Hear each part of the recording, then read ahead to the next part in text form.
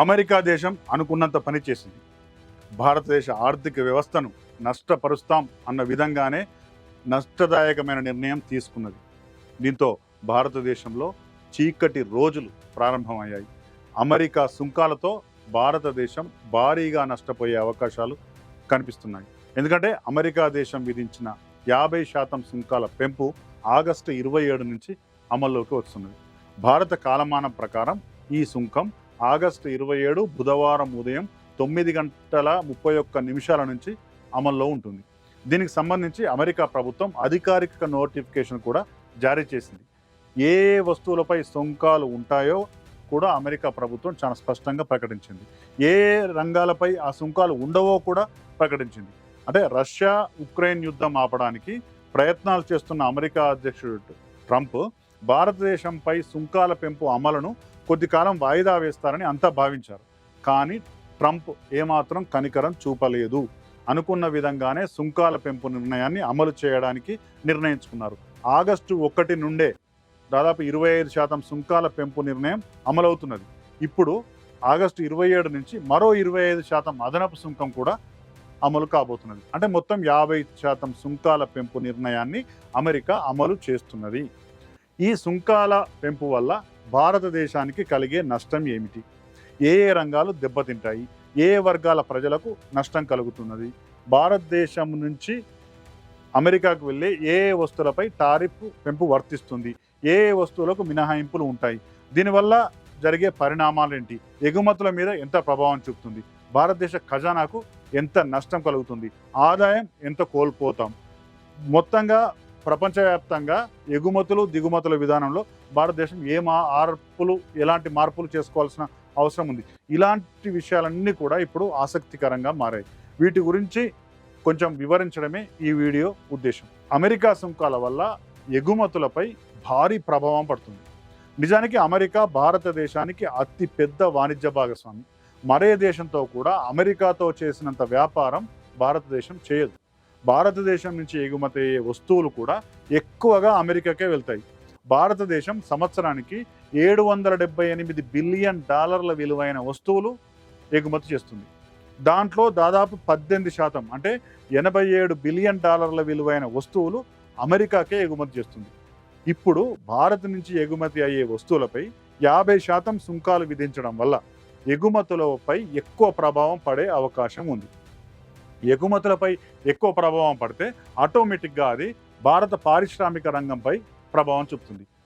పెరిగిన దిగుమతి సుంకాల వల్ల, అంటే అమెరికా వేసిన దిగుమతి సుంకాలు మనకు ఎగుమతి సుంకాలు అయితే వాటి వల్ల భారత పారిశ్రామిక రంగం భారీగా నష్టపోతుందని అనేక సర్వేలు చెప్పాయి. ముఖ్యంగా స్టేట్ బ్యాంక్ ఆఫ్ ఇండియా కూడా ఇటీవల ఒక రిపోర్ట్ ఇచ్చి ఎగుమతుల సుంకాలు ఇట్లే ఉంటే కనుక మన పారిశ్రామిక రంగం దాదాపు 10% నష్టపోతుంది అనే ఒక రిపోర్ట్ కూడా ఇచ్చింది.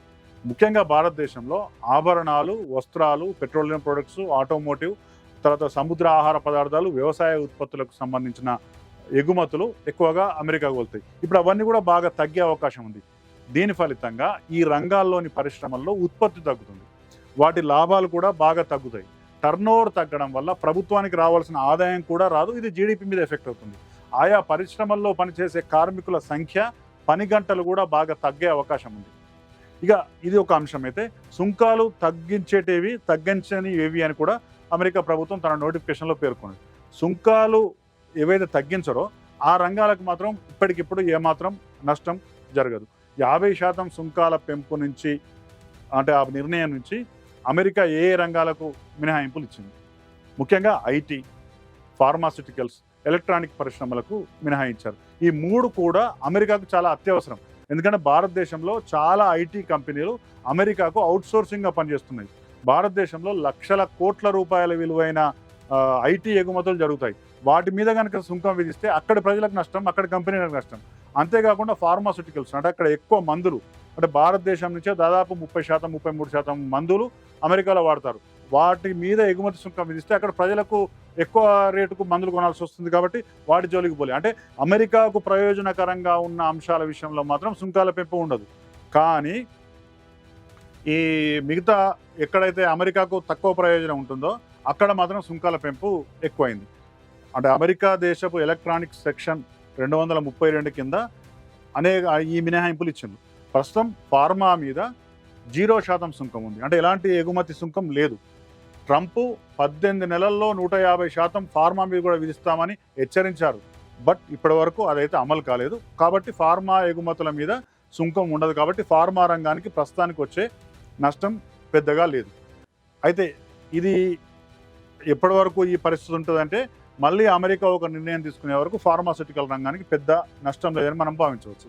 ఐటీ పరిశ్రమ తర్వాత సేవా రంగాల్లో ఒక భాగం, అంటే సేవా రంగంలో కూడా ఐటీ భాగం కాబట్టి ఇది కూడా 50% సుంకం పరిధిలోకి రాదు. కాబట్టి ఐటీ విషయంలో ఫార్మాస్యూటికల్ విషయంలో ప్రస్తుతానికైతే భారతదేశానికి పెద్ద నష్టం లేదు. అయితే ఎగుమతి సుంకాలు విధించడం వల్ల భారత ఆర్థిక వ్యవస్థపై తీవ్ర ప్రభావం పడే అవకాశం ఉంది.